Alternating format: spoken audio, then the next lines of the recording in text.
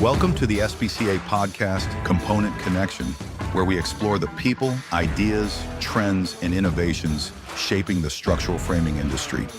Regardless of how you touch this industry, we're glad you're here. Enjoy the episode.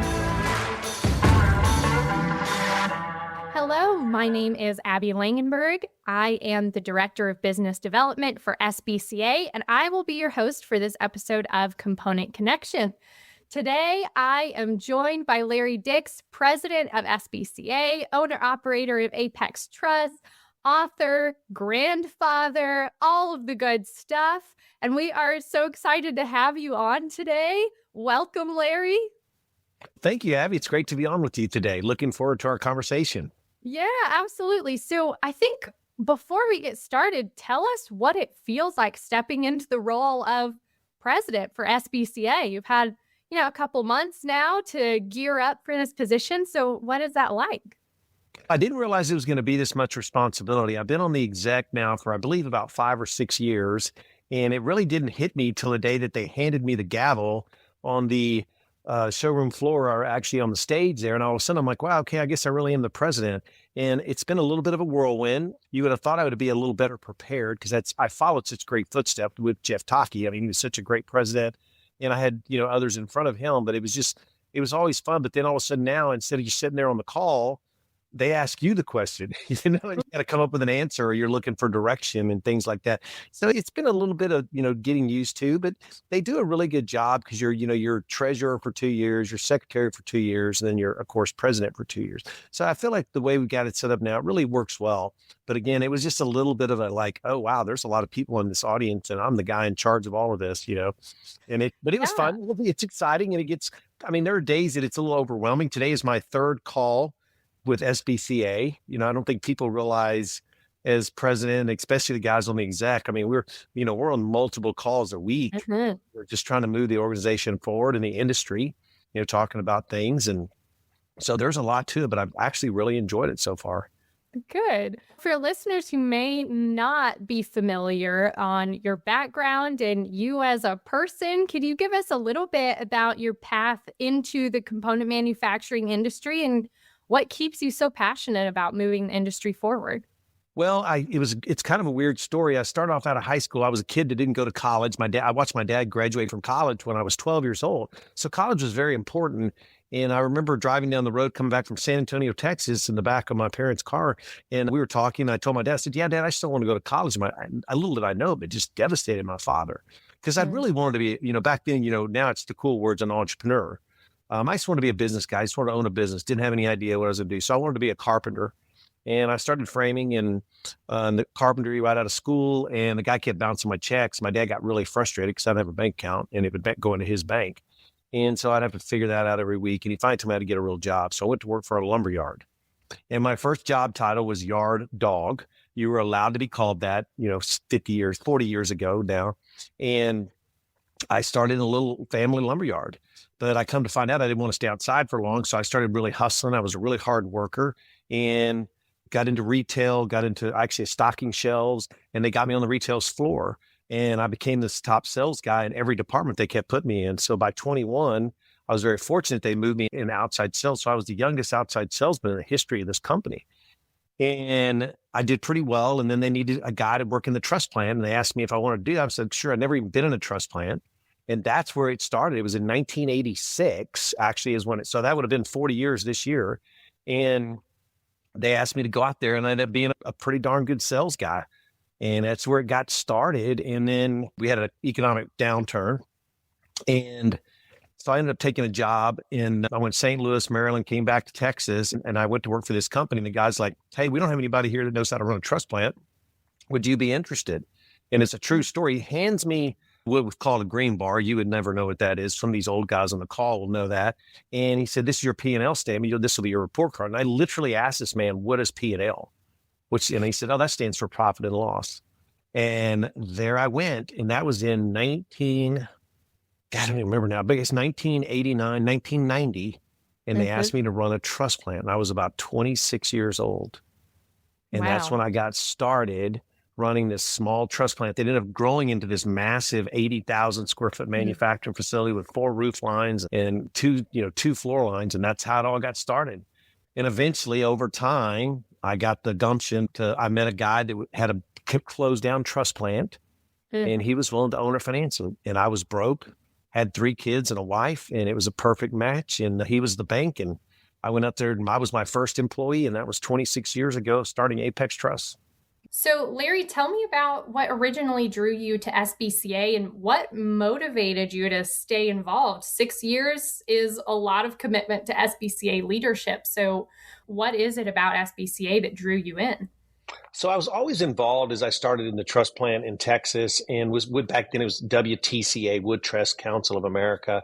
And I did some stuff locally and never really did anything on a national level. And as you know, you start a truss plant and you're just trying to build a business, right? And so you're the CEO, the CFO, the purchasing guy, you're the design manager, you're the sales manager, you're purchasing agent. So you don't have time to go to these meetings and didn't really do anything. And I just got an idea to go to one of the meetings in Las Vegas.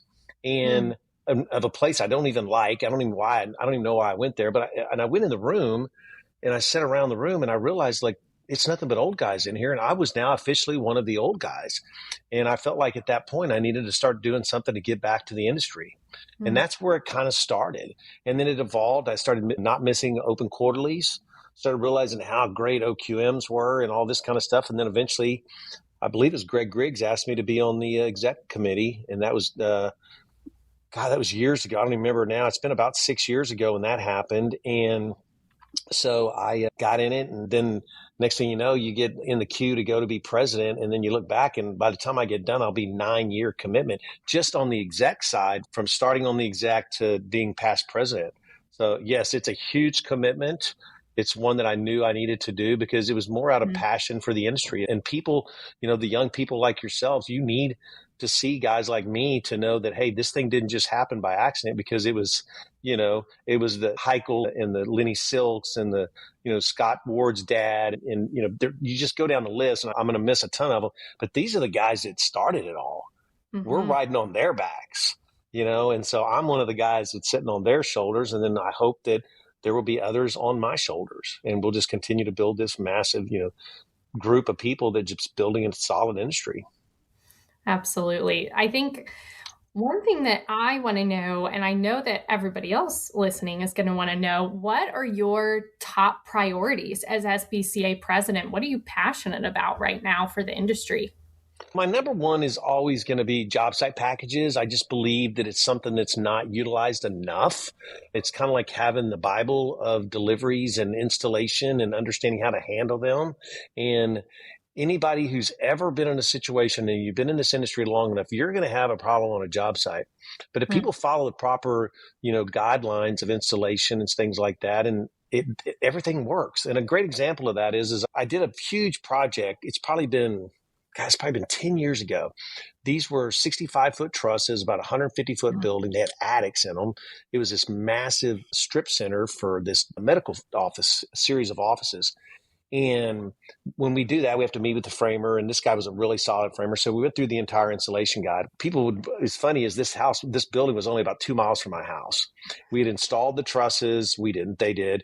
And they were all braced. And this guy did a perfect job. Guess what? That night, we had 100-mile-an-hour winds come through from a microburst and things got knocked down. So I get up that morning. People that know me, I'm a nervous Nelly. So I'm up, 4 o'clock in the morning, like, oh. And so I get in my truck and I go down there and I look at this job site, and the trusses are perfect because they were installed correctly. The bracing was done exactly the way it's supposed to be done. So these were 100-mile-an-hour winds from a microburst. It wasn't a hurricane. It wasn't anything. And we're in Virginia. So it's not like, we're out on the Gulf Coast and we get these, but it was just one of those that happens, right? And it just showed to me at that moment, like, if you do this right, it's going to work out just fine. And so I just kind of became passionate about the whole, it tells you how to handle it when it's on the job site, how it should be laying, what kind of crane sizes to use, and spreader bars and the bracing and temporary and, installing gables. And if you do this stuff right, you can sleep really good at night, because as business owners, we worry about things. Yeah. And a lot of the things we worry about are not even in our control. And so that's why I just think every job should have them. I think they're $5 or $6. I mean, yeah. I think one thing that I always know about job site packages and how they help manufacturers is, you're never going to be perfect. You're going to strive for perfection, but there's always going to be something, right? Like the businesses that last through those are not the ones that never have mistakes. They're the ones that are built to absorb mistakes and the ones that are built to catch them before they become a problem. And I think that's a huge piece of what job site packages do in conjunction with, QC and QA, is making sure that you are following all of the things that you can to provide the best product possible. Yeah. And if it's done correctly, it works out the way it's designed to work out. It's Right. when people cut corners is when you have problems. And it shows just the value of design trust. But if it's done by the book, it works out pretty darn accurately, 99.99999% of the time. Your other question, I really want to get people involved in the OQMs. I'm very passionate about OQMs, open quarterly meetings. I really like to get these, the independent operators, nothing against the other guys too, but I really have an incredible passion to think about, some of the names that I mentioned earlier, and just really get people involved. And because the magic happens, it's not at the BCMC, which is great. I enjoy it, but it's the one-on-one sitting down with staff members like you, Abby, and just finding out that, you got a new baby and finding out about life and, what's going on. And you build these human connections, because this is all still about relationships. People are going to talk about AI and things like that and how that's going to change. Sure, it's going to change things, but guess what? So did fax machines. So did email. These things have all changed, but they've been benefits to us now. And so I just think having that one-on-one human connection with people is just amazing. Some of my dearest friends are guys that own trust plants all over the United States. And being able to pick up the phone and call BJ in Washington State, so there's no, type of stuff that we're going, we're not colluding or anything like, hey, I got an installation problem. This is what I did. He can say, hey, this is what we did. This is what we did. Those are the kind of things that you can't put a value on that. Right. Absolutely. And that's why I'm very passionate about those two things. And, I go on and on about the things I'm passionate about, but those are two that are a big deal to me. Yeah. So for those who might not be so familiar, can you give us like a brief explanation of what a job site package is and kind of how they work with a component manufacturer and then on site? It's best practices, right? So what you're trying to do is, it's not going to sit there and say, it's not going to be able to give you the scenario of every single job site, because there's different conditions. Some are at hills, some have rocks, some of them you got to, but it's the basic understanding of this is how they're supposed to be stored. You're not supposed to walk on them when they're laying flat. They're designed to be vertical. You don't do, when you brace, you have temporary bracing, right? You have permanent bracing. Guess what? Your exterior sheathing is part of that bracing program. And then you have the truss drawings that it talks about there as well, that shows you that as well. And so it's just a complete guide from delivery to installation and all the things in between. So if you have a question, you can look it up. And now the great thing is with QR codes and stuff like that, we all have these cell phones and we can pick up, scan things and find out information. And oh, by the way, there's even a phone number on there, I think. Better not, we might want to have to edit that out. But you can pick up the phone and call the association and maybe they can get you in the right direction and just help you with anything. How to order a repair. If you have a repair, it tells you, hey, dude, don't cut a truss. You and I think everybody should know that. That's not the case. That's just not the case. They think, oh, it's made of wood, we can cut it. Yeah. So it's really just kind of the, from A to Z of the process of having a set of trusses delivered and installed on your job. I think one thing that I always like to highlight for job site packages is the shared dictionary that you now have for all of the things on your job site, because you could have 3 generations of construction workers on a job site You Yeah. may not be using the same vocabulary as you're using in the truss plant, or even the same guys that are in that field working together. Is, this framing crew might not be super familiar with the truss lingo. So you've now also given them this is exactly what we're talking about when I reference a truss. This is exactly what I'm talking about when I reference temporary bracing for, this attic truss that's going in. So I think that piece is always one that I think about as a communications nerd and as somebody who really likes to think about all of the levels of business that are meeting together on a job site. Is I think that one gets overlooked a lot and taken for granted as, people that are in the industry for long periods of time. The language changes. So I think that helps too.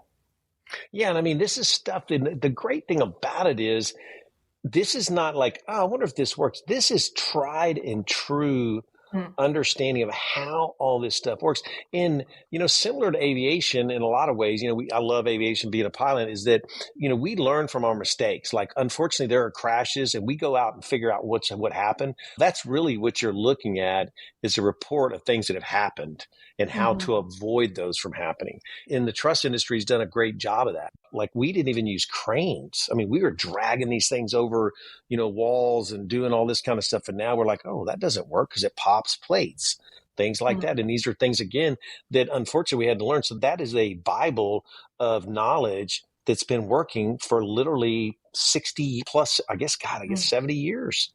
And we're, plus whatever it is, 60, 70 years. And that's right there at your fingertips. And to be able to give that knowledge to somebody for $6, that's a pretty good value. I agree. So when you look at the industry right now, where do you see the biggest opportunity for SBCA to lead? I think it should continue to be knowledge, because of social media, right? I mean, we didn't have those opportunities.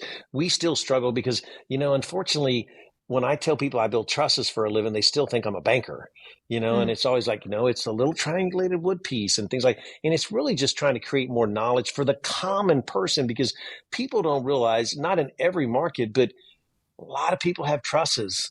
Everybody can tell you what a commode is, or toilet, or water closet, or, this kind of stuff, or sleep number beds. And we just got incredible opportunity to continue to show that and show you the value. We're talking about, we want to be green. Trusses are green. We cut down, I can only speak to my market, at least in, the Northeast down to the South, all this, we're buying yellow pine product that's grown in fields, just like corn. And, I have 60 acres of mercantile pine on my farm. We'll cut it all down, and guess what? It'll end up being on a truss somewhere or something on the deck. And it's just, so there's just so much opportunity out there for us to continue to expand this and to grow the business, because we need trusses on houses. This stick framing stuff, which we're going to get into, maybe not on this podcast, but I'm going to write an article on that. I think it's going to be not the one, whatever, like in June or July, however that cycles out, we're going to start talking about that. We need trusses on houses, not just because it's green, because it's better. We're not a commodity. They talk about commodities of trusses. You can take, Roger out on the West Coast and build a 24-foot fink. It's going to be different than mine because I got different materials. I'm going to have a different, slightly different design. I may have a different manufacturer. They're not the same. So people try to throw trusses as a commodity. We're the one product on the framing site of a house that is not a commodity, but they try to suck us into all this. And that's just not the case. So as you kind of get through these different messages that you really want to get across during your presidency and even outside of that, as a speaker and an author, what themes and messages tend to show up the most in your work? Relationships matter. Things are important to be one-on-one. If you don't know, ask.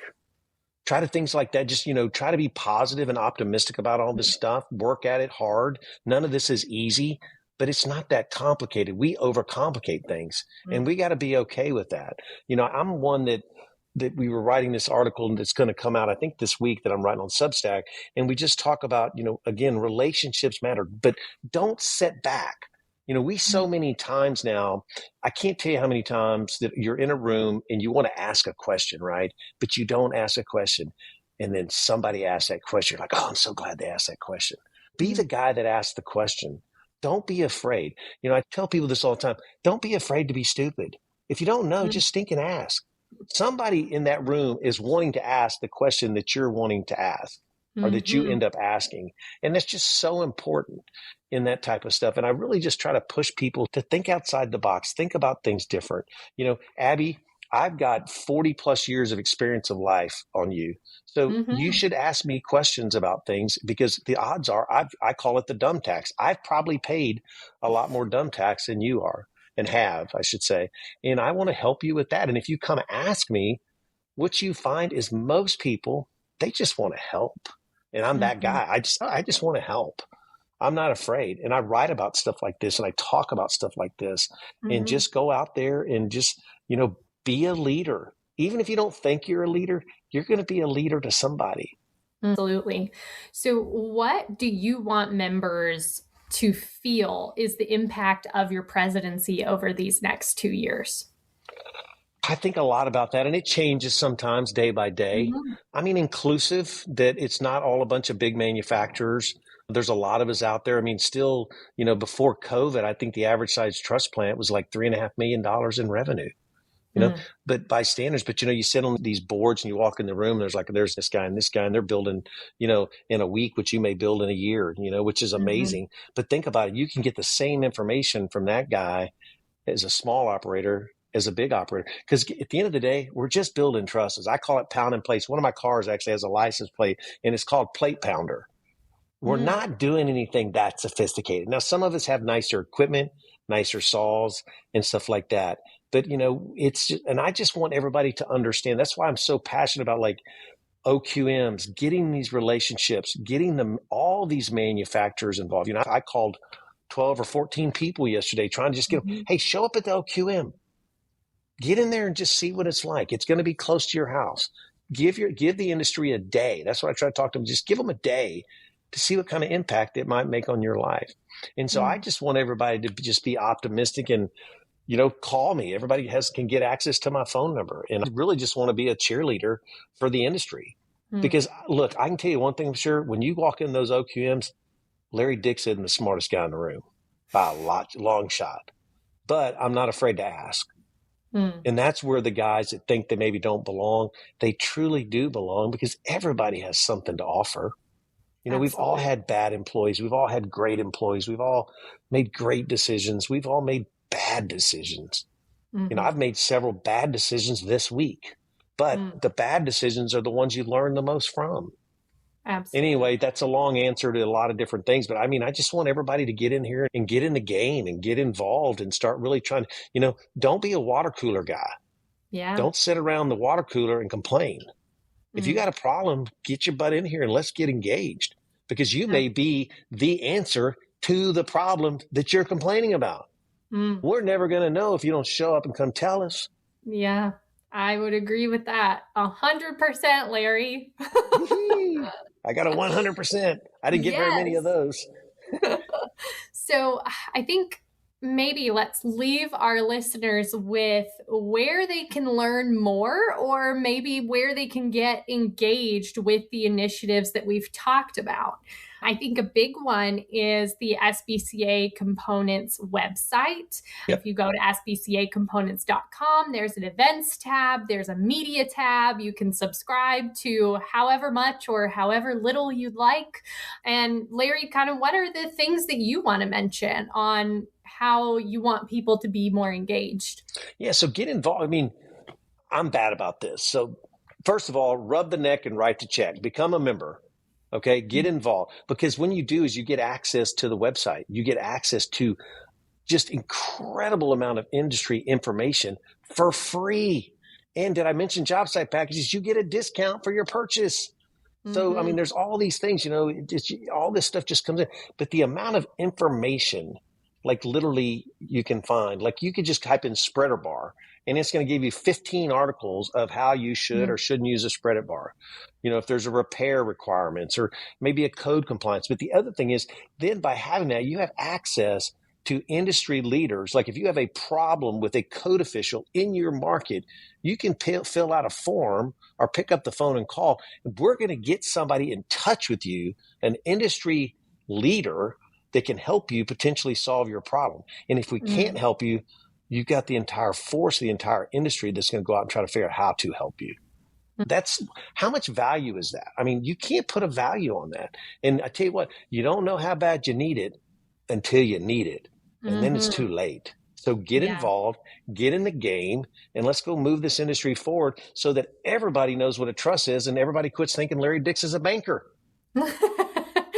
Absolutely. Thank you, Larry, for joining us today. I think that I enjoy listening to your stories all the time. So you may just be getting some extra calls from me soon to get some of that knowledge. And thank you guys for listening to SBCA's podcast, Component Connection. If you enjoyed this episode, found it valuable, like and share it with others, and stay up to date and in the know by subscribing to Component Connection on whatever podcast platform you use. Thank you for listening again, and thank you, Larry. Thank you very much. Have a great day. Thanks for listening to Component Connection, brought to you by SBCA.